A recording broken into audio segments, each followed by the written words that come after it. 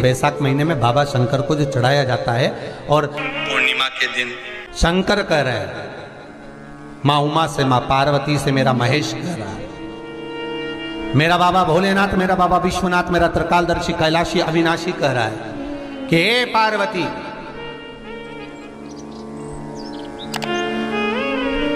एक बीला,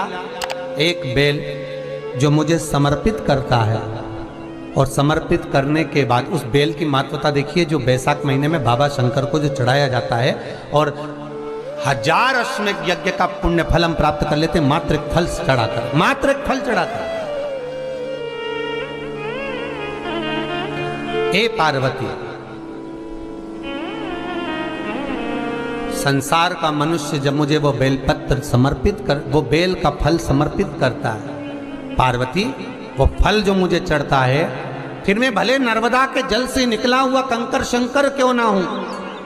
फिर चाहे मैं गंगा के जल से निकला हुआ कंकर शंकर क्यों ना हूं, चाहे फिर मैं यमुना के जल से निकला हुआ कंकर शंकर क्यों ना हूं, चाहे मैं सरयू के जल से निकला हुआ कंकर शंकर क्यों ना हूं, चाहे मंदाकिनी के जल से निकला हुआ कंकर शंकर क्यों ना हूं, हे पार्वती, फिर जो भी शिवलिंग पर वो बेल समर्पित होता है, वो बेल उठाकर जीव अपने कार्य में ले सकता है। ये माँ उमा से कह रहा है। तो उस बेल की महत्वता जानेंगे। अब अपन उस बेल को जानने के लिए वापिस स्कंद पुराण में चले, तो स्कंद पुराण में लिखा हुआ है कि जो बेल वैशाख के महीने में शंकर को चढ़ाया जाता है,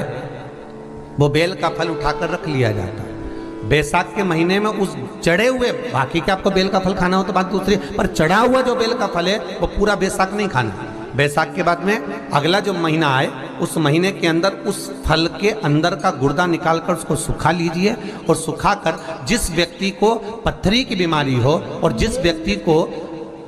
पेट में बहुत भोजन पचता ही नहीं है,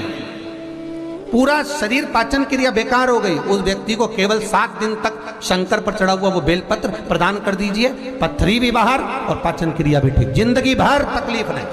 उस वैशाख में उस फल की इतनी महत्वता बाबा भोलेनाथ स्कंद पुराण, लिंग पुराण, नर्मदा पुराण, पद्म पुराण के अंतर्गत, शिव महापुराण के अंतर्गत वर्णन कर, उसकी महत्वता है। वो बेल का फल साधारण नहीं हो सकता। अब मंदार का जो पुष्प होता है, आंकड़े का जो फूल होता है, एक सफेद कलर का भी होता है और एक गुलाबी कलर का भी होता है। देखा है आप लोगों ने? बोलो, जम के बोलो, देखा है ना? गुलाबी कलर का जो पुष्प होता है वो,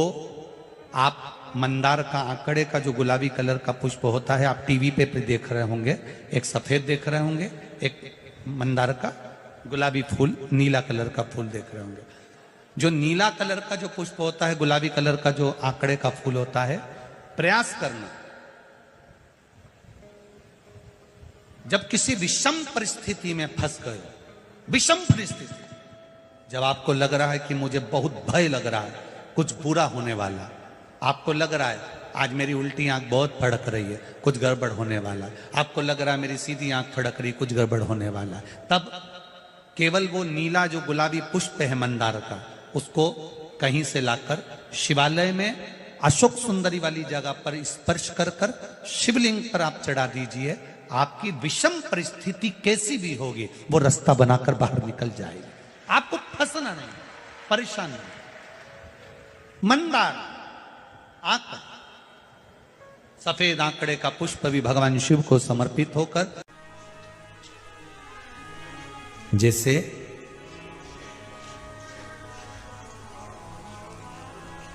बेले के फल का गुर्दा, बेल का जो फल होता है, बेलपत्री का फल, उसका जैसे गुर्दा, उसके अंदर का जो भाग होता है बेल का, वो गुर्दा,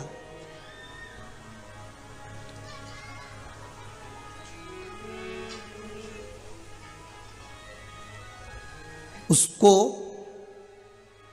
अग्नि में जलाकर उसकी भस्म तैयार कर कर छान कर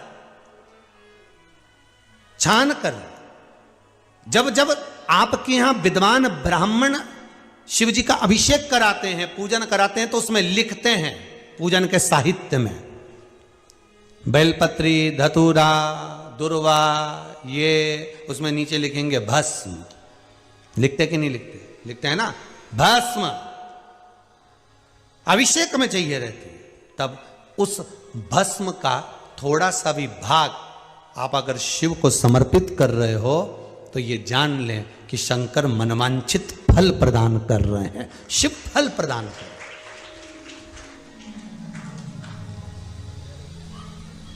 महाराज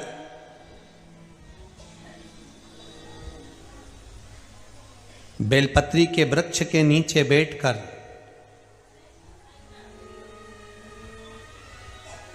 हाथ में एक बेलपत्र का पत्ता रखकर आप पंचाक्षर मंत्र नमः शिवाय, ओम नमः शिवाय या श्री शिवाय नमस्तुभ्यम या महामृत्युंजय मंत्र का स्मरण कर रहे हो, पर डंडी का भाग अपनी ओर, बेलपत्र की बीच वाली पत्ती का भाग बीच वाली उंगली की ओर रखकर अगर आप स्मरण कर रहे हैं और अपनी कामना कर कर बेलपत्री के वृक्ष के नीचे बैठकर उस पत्ते को सम्मुख रखकर बाबा से विनय कर कर एकांत में उस बेलपत्री के वृक्ष की छांव में, बेलपत्री के वृक्ष की छांव आप कामना कर कर उस पत्ते को शंकर भगवान के ऊपर समर्पित कर रहे हैं, तो ये जान कर रखें कि पार्वती और शिव का मिलन करवा रहे हैं और अपनी मनवांछित फल कामना पूर्ण करवा रहे हैं। क्योंकि शिव और पार्वती का जब मिलन होता है, शंकर पार्वती जब एक दूसरे के सम्मुख में होते हैं, शिव और पार्वती जब एक दूसरे के सामने अपने बच्चों के कारण एक दूसरे के सम्मुख में आते हैं, तो उनके चेहरे पर प्रसन्नता का भाव आ जाता है। तो फल, मनवांछित फल की कामना आप जिस कामना के लिए कर रहे हो, विवाह के लिए,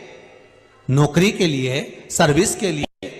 व्यापार के लिए, रोग मुक्ति के लिए, आप जिस कामना से कर रहे हो, ईश्वर महादेव, जो व्यक्ति पथ भ्रष्ट हो जाए, जैसे मदिरा के नशे में पड़ गया, कहीं जुए में पड़ गया, कहीं मांसाहार में पड़ गया, कहीं व्यसन में पड़ गया, कहीं गलत काम में अगर कोई जा रहा है, तो श्रंभेश्वर महादेव के नाम से काली तिल भगवान शिव को समर्पित करी जाती है। महाराज काली तिल को वापस उठा कर ले आते हैं, उसी काली तिल को जो मदिरा का नशा करने वाला होता है या जो गलत व्यसन में डूबा हुआ होता है, उसको वो सुबह के समय अगर नहीं खाता तो भोजन के साथ उसको दिया जाए। श्रंभेश्वर महादेव, एक बेलपत्री का भी बहुत अच्छा प्रयोग है श्रंभेश्वर महादेव का, मदिरा पीने वालों के लिए, मांसाहार, व्यसन में, जुए में, वेश्यावृत्ति में, पर नारी में,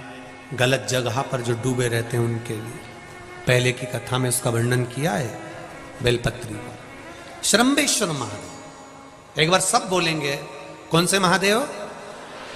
श्रंभेश्वर महादेव। फिर जम के बोल लो एक बार, श्रंभेश्वर महादेव।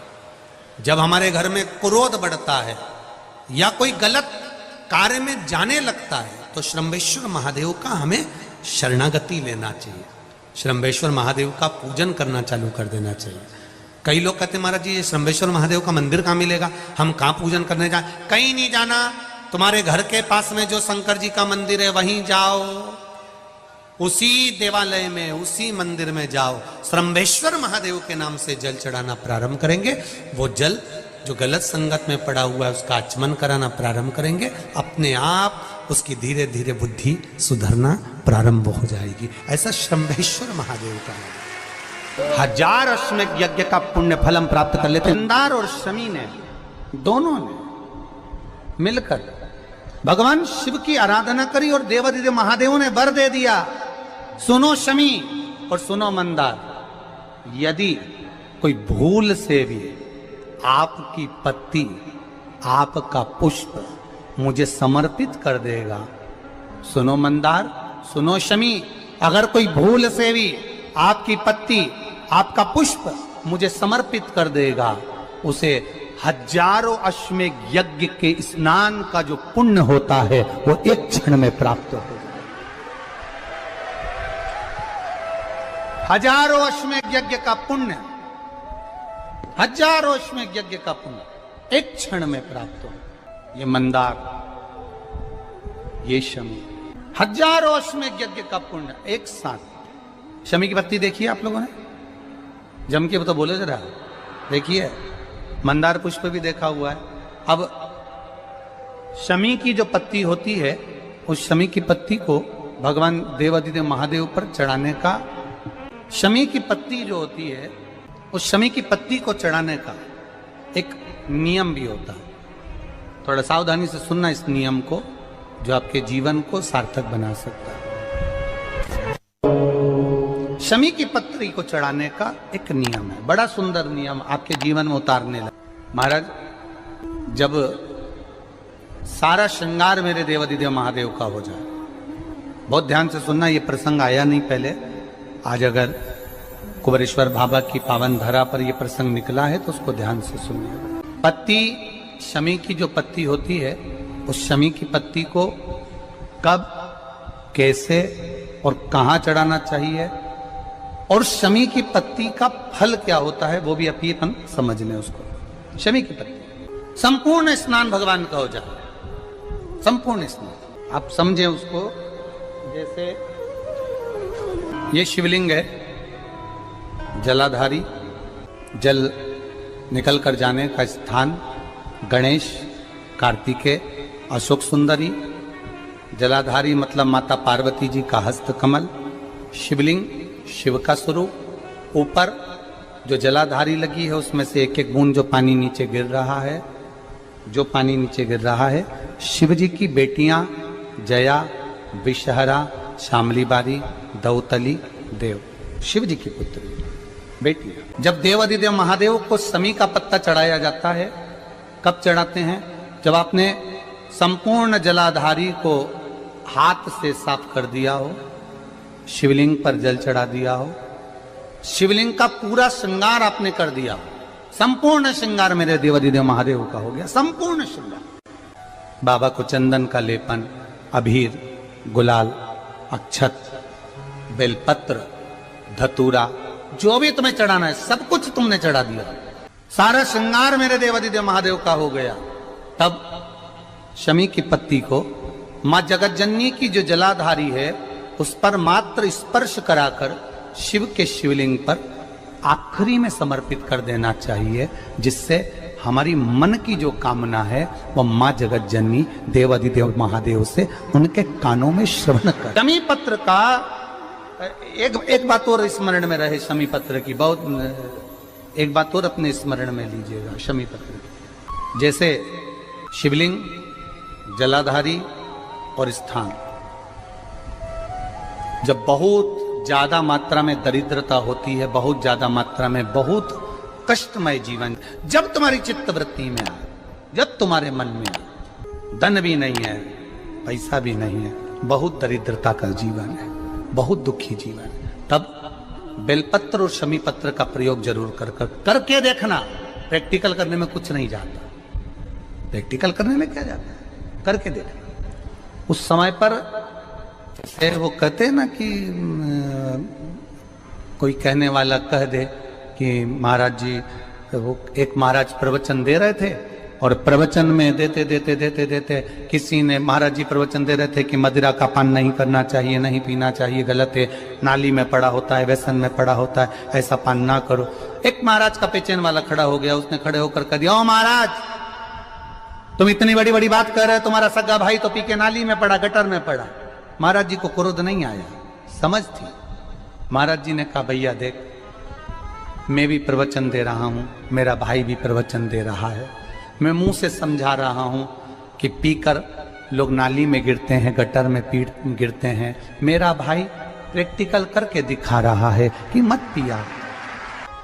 प्रैक्टिकल वाली बात है। शमी पत्र, बेलपत्र